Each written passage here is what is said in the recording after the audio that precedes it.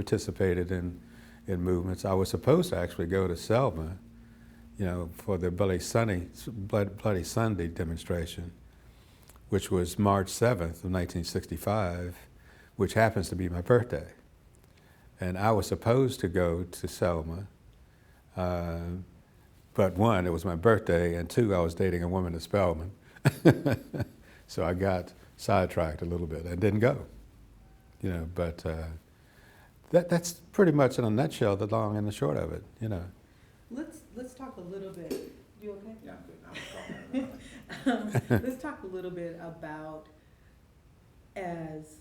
let's go back to being in high school, being 16, 17, the mindset that had to be there, dealing with the unknown, Mm-hmm. dealing with really not knowing what you would encounter. Mm-hmm. And the kneeling, you would think that there wouldn't be any issue, or that you would hope that there wouldn't be any issue. But just if you can talk a little bit about if you experienced any internal fear, or what that first time that you went to a kneeling, what was going through your mind and your spirit? Well, I probably didn't have any fear, and that I think is probably because of my family background. Growing up in the family business, we managed and represented a number of people, white folks, who own property.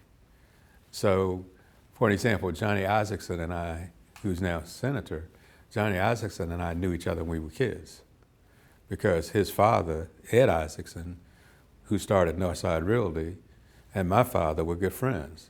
Now, Ed Isaacson, who is Johnny Isaacson's father, was a staunch segregationist. He didn't believe in integration at all.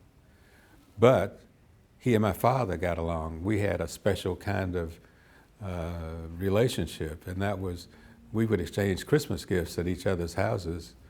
And as a result of that, my father went to Ed Isaacson, who was very much involved with the Atlanta Board of Realtors, and said there needs to be a black real estate company that belongs to the Atlanta Board of Realtors.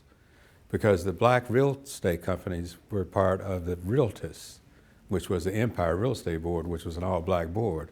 And my dad said, we need to desegregate the Atlanta Board of Realtors. Ed Isaacson, Johnny's father, said, okay, Wilson Realty will be the first black real estate company to belong to the Atlanta Board of Realtors.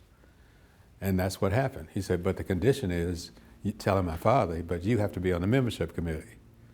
So that my father would actually recommend other black real estate companies who wanted to belong to the Atlanta Board of Realtors. Now everybody belongs.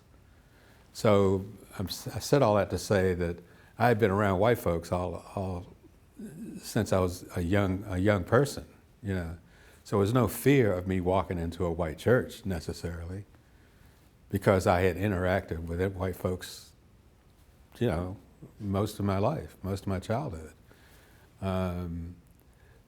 If that were to happen today, unfortunately, some of the black youth that I know now, or that I have mentored, they would have a fear.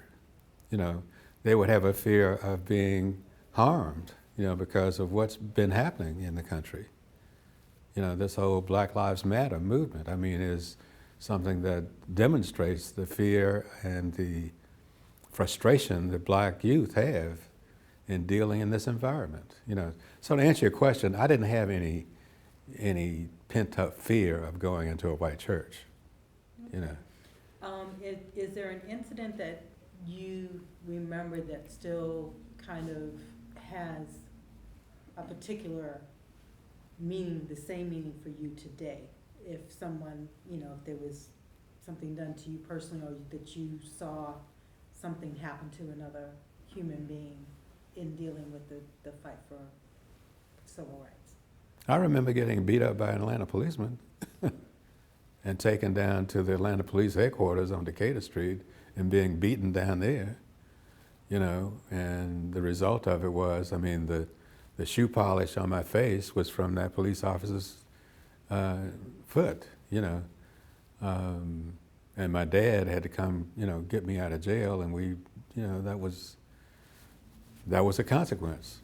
but I was subjected to physical violence from a policeman. Subjected to the threat of physical violence from the Georgia State Patrol up at the state capitol when we would go demonstrate up there.